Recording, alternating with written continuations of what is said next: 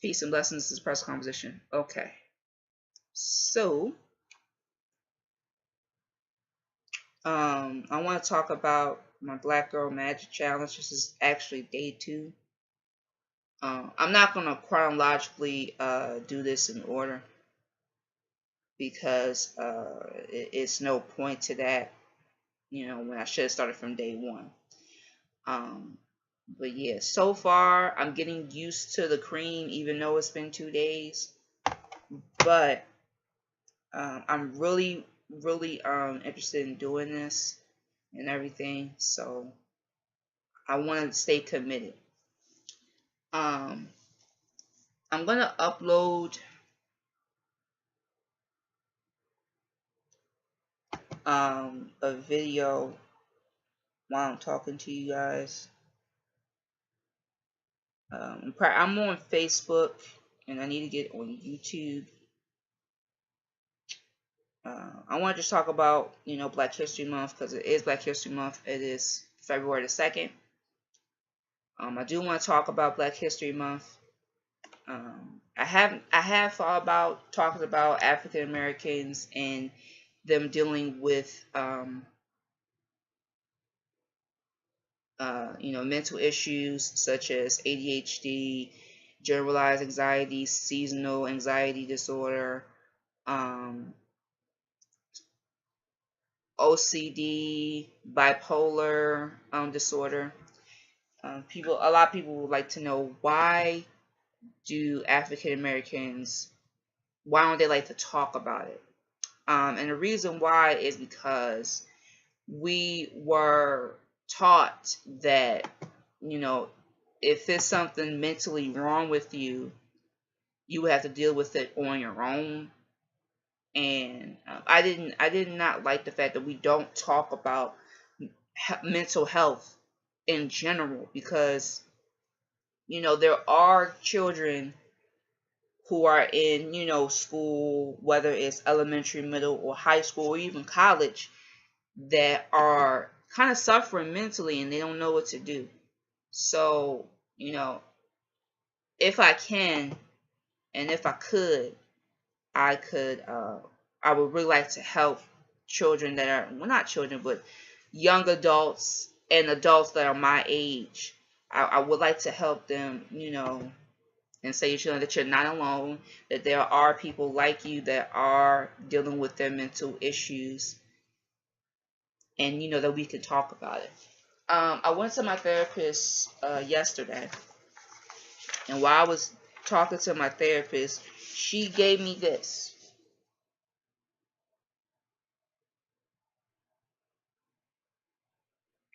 See if you guys can see. She gave me this, and this is from a nice book, and I don't know if the title was in here.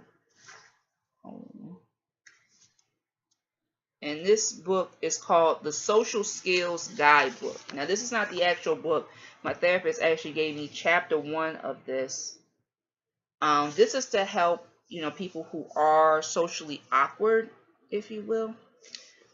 This is to help, kind of improve your social skills, whether it's face-to-face, whether on the phone, and I'm so glad that I got this. I'm going to read a little bit for you. I'm going to start off with the this particular paragraph right here. It says, as you work to improve your social skills, you must approach the process in the right way. Many people struggle to improve their social skills, not because they're up against impossible challenges, but because they approach the task from the wrong angle and get unnecessarily discouraged.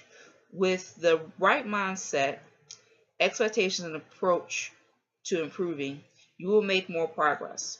This chapter covers some things you should know before working on your issues, and they talk about chapter 2, which troubleshoots some common questions and concerns people have about improving their social skills.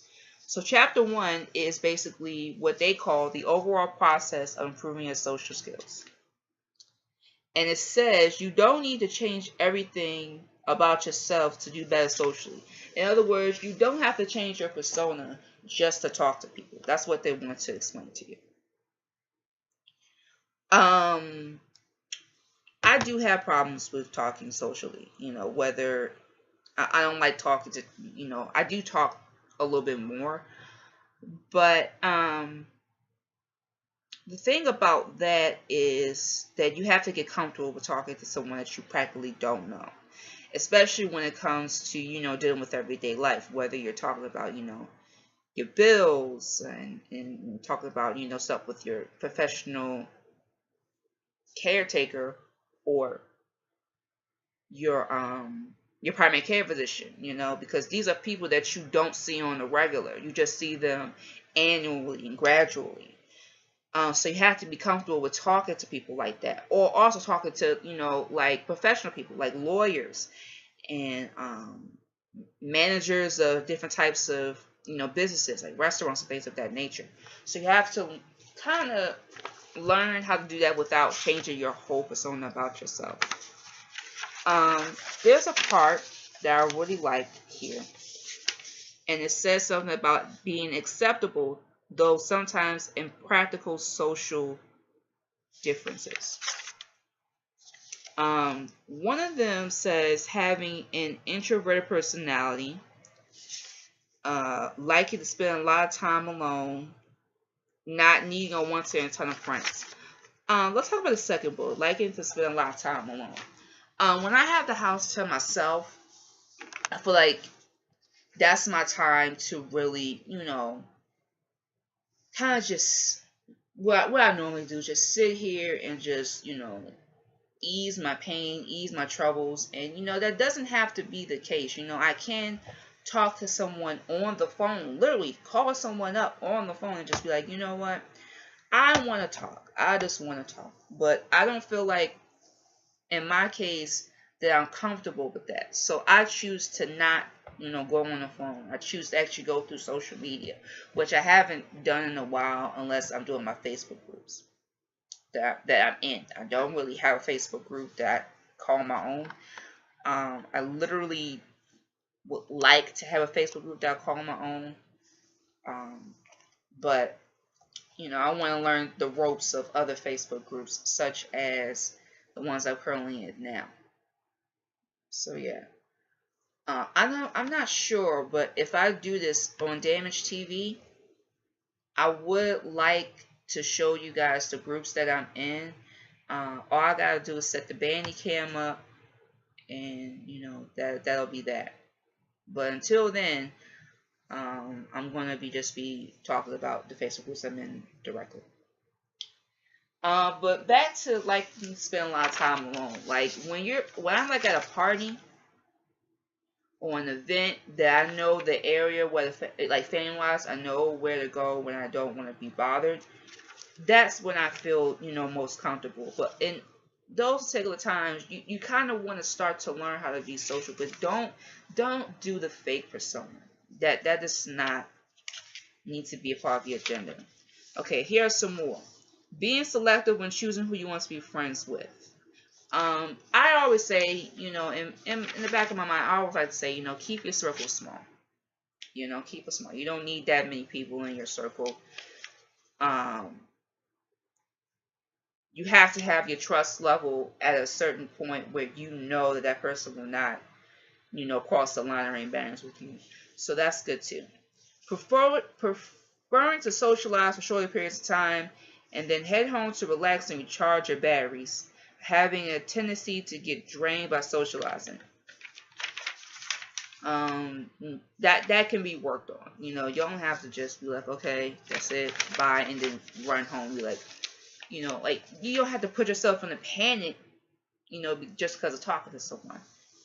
Being into low-key tests of socialization of choosing, which is basically talking to a camera where no one's around, or talking to someone in a chat room where you don't have to see their face, which is becoming not really obsolete, but it's coming to the point where you got to talk to people face to face, talking to them to a camera.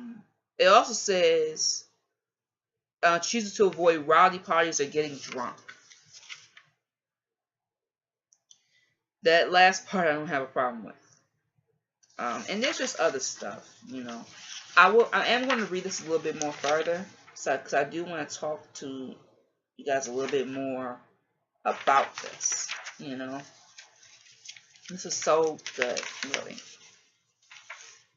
I have to really be in tune with this if I want to get help being more social.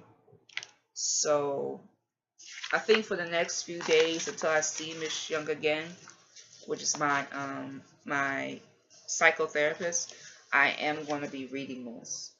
And, you know, I will be getting more involved with how I talk to people and how I get to know people better. So that's pretty much it about that. I'm going to go eat. That is something that I want to do. Right now. So I will see you later. Peace and blessings, and enjoy your Black History Month.